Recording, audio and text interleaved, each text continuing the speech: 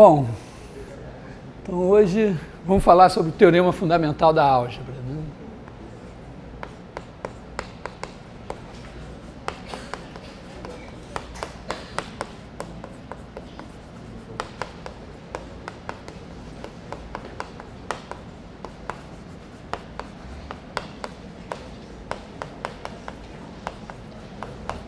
Nós vamos fazer uma primeira conversa aqui no quadro e depois vamos para o laboratório ver as coisas acontecerem. Bom, o teorema fundamental da álgebra, ele afirma que se você tiver um P de Z igual a NZ elevado a N mais a 1Z mais A0, com a N diferente de zero e N maior ou igual a 1, um polinômio que não seja constante, então sempre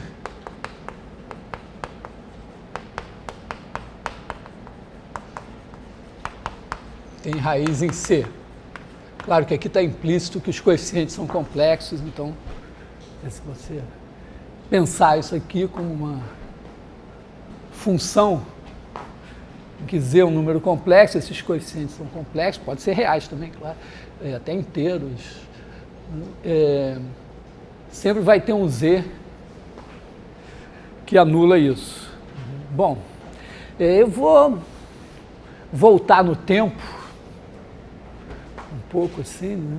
Começar, bom, claro que quando n é 1, a gente sabe resolver explicitamente, para n igual a 2 a gente também sabe resolver explicitamente, isso é uma coisa já da antiguidade, né? Mas já para n igual a 3, né?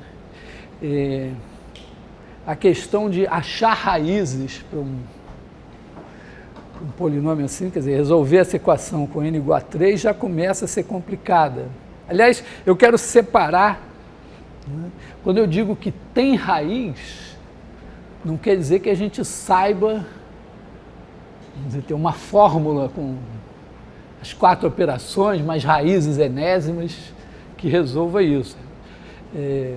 Mas, vamos dizer, tem uma história, até uma história italiana meio, não digo rocambolesca, mas que tem lá seu lado pitoresco, né, da busca de soluções de equações de grau maior que 2 no Renascimento, na Itália. O Renascimento é um momento de que o conhecimento, as artes começam a brotar de novo na Europa, né? E a Europa, então, vai assumir de novo um lugar de centro do mundo, que ela tinha um pouco talvez, deixado na Idade Média. Bom, o fato é que, nessa época, por volta de 1500, havia um certo interesse nessa questão, e tinha um sujeito chamado Scipione del Ferro, que conseguiu um método para achar soluções de equações do terceiro grau. E isso fazia dele uma pequena celebridade, assim, o fato de saber. Então ele não contava para ninguém como é que ele fazia. E quase que ele leva o segredo para o túmulo, mas diz a história que ele, no seu leito de morte, foi convencido por um aluno, parece um discípulo assim, que não era lá muito brilhante, a revelar o segredo, e ele, então, contou esse segredo para esse cara, e aí correu o boato de que havia agora esse cara que sabia resolver a equação do terceiro grau. E isso chegou aos ouvidos de um outro sujeito chamado Tartaglia,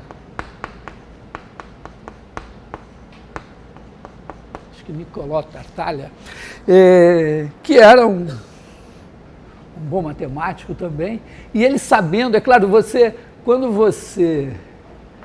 você tem a informação de que um certo problema ninguém consegue resolver, você diz, poxa, muito difícil, nem vou tentar. Mas se você tem informação de que existe a solução, de que alguém consegue, você talvez se anima mais a tentar. E ele se animou, correu atrás e conseguiu também chegar a um método de resolução das equações de terceiro grau. E ele também, então, criou-se uma história assim, que, bom, então tinha os dois que sabiam e resolveram organizar uma espécie de duelo entre o Tartaglia e esse outro sujeito. E o resultado foi que cada um tinha que propor 30 problemas para o outro, e o Tartaglia resolveu todos e o outro cara não resolveu nenhum. Então o Tartaglia passou a ser o bambambam, o cara que sabia resolver a equação do terceiro grau. E, bom, a fama dele correndo, né, ele acabou sendo procurado, né, por um sujeito chamado Cardano, que tinha o seu assistente, chamado Ferrari,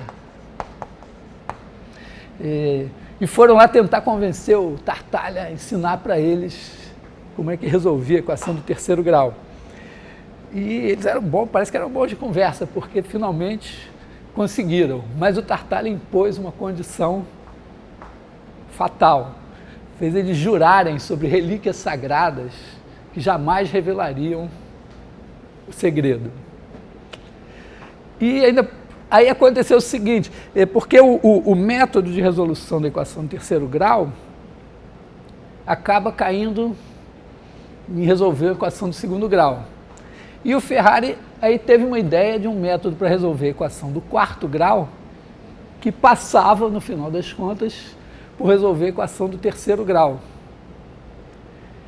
E aí o Ferrari não podia nem divulgar o método dele, porque o dele dependia do Tartaglia, que ele não podia revelar.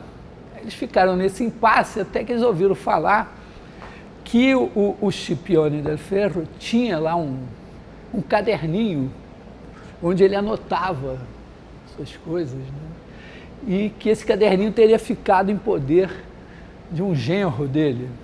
E aí eles foram lá procurar o genro do Scipione, passaram uma conversa no cara e conseguiram que ele mostrasse o caderninho. E aí, efetivamente, lá tinha indicações, ou tinha o método para resolver a equação do terceiro grau. Aí eles disseram, opa, agora nós aprendemos a resolver a equação do terceiro grau diretamente do Scipione del Ferro, estamos liberados do juramento feito ao Tartaglia. E aí o Cardano publicou num livro chamado Ars Magna. Está em latim, mas existe na internet. Se procurando assim, dá para achar em algum lugar indicação de como se faz isso. Mas ele publicou no Ars Magna, então, o método de resolução da equação de terceiro e quarto graus, que ficaram conhecidos a partir daí como fórmulas de Cardano. Embora, vamos dizer, uma fosse do Scipione e do Tartaglia, a outra fosse do Ferrari. Né? E, bom, isso teve um grande impacto, e é importante na história da matemática, porque é talvez um primeiro momento em que os matemáticos europeus do Renascimento superam o conhecimento dos antigos.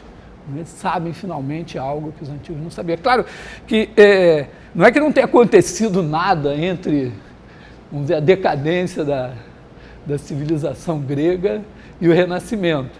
Né? Bom, aconteceu uma coisa super importante na matemática, foi a entrada em cena da numeração de posição.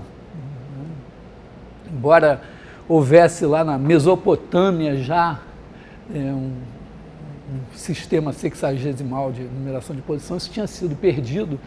Então, na verdade, os chineses chegaram à numeração de posição, os indianos e os maias. E, bom, o que chegou à Europa foi o que os indianos tinham produzido a partir dos árabes, né? através dos árabes e tudo. Bom, então aconteceram coisas, mas foi uma coisa de grande impacto isso aí. Só um pequeno parênteses histórico também para entender, né? Hoje, provavelmente, nessa sala haja pessoas que são filhos de pais que se casaram na Igreja Católica, juraram permanecer juntos até a morte, quebraram esse juramento e não irão para o inferno por causa disso. Mas naquele tempo ia. Naquele tempo ia. Se quebrasse esse juramento. Então, por isso, entendeu, a coisa aqui dos caras segurarem esse juramento assim. Então, isso... Bom, aí... o problema, a gente vai ver... O problema é que... Eu vou explicar um pouco daqui a pouco. É que se você pega uma equação do terceiro grau... repara, era uma época em que número real ainda era uma coisa nebulosa, né? Ainda estava começando. Número negativo não existia. Existia subtração. Mas ninguém dizia que 3 menos 5 é menos 2.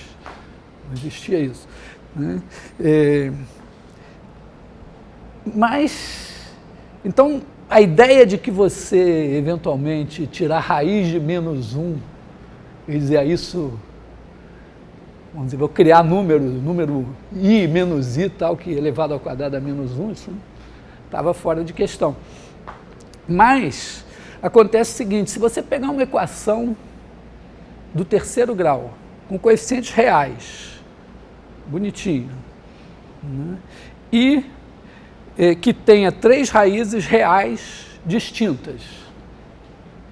Por exemplo, a gente pode criar a equação x menos 1 vezes x menos 2 vezes x menos 3. Então, a gente tem lá raízes 1, 2 e 3. Se você trabalhar nessa equação para resolver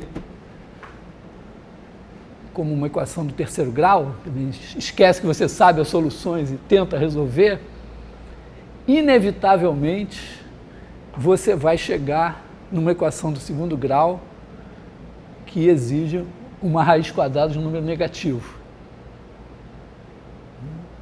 Então, esse método de resolução, ele coloca agora a questão que não é mais de introduzir raízes de números negativos, mas sim o problema de manipular uma fórmula que deveria conduzir a soluções reais, positivas inclusive, mas que esbarra no problema de ter que extrair raízes quadradas de números negativos.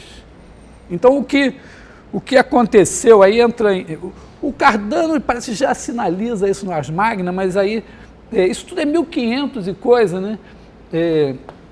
Aparece um outro personagem, também italiano nessa história, Bombelli, que publica um livro chamado Álgebra, em que ele chama atenção para o fato de que é possível continuar. Imagina que você esbarrou lá numa raiz de menos 17. Faz de conta que isso é um número, continua fazendo as contas, vai em frente, e nesses casos em que você tem raízes reais bonitinhas, o que vai acontecer é que esses números imaginários, não eram chamados de imaginários ainda, no final das contas eles se cancelam, desaparecem e você tem a solução. Então o Bombelli, de certa forma, propõe continuar as contas, continuar operando com esses números. Inclusive, ele também introduz a regra dos sinais para operar com números negativos.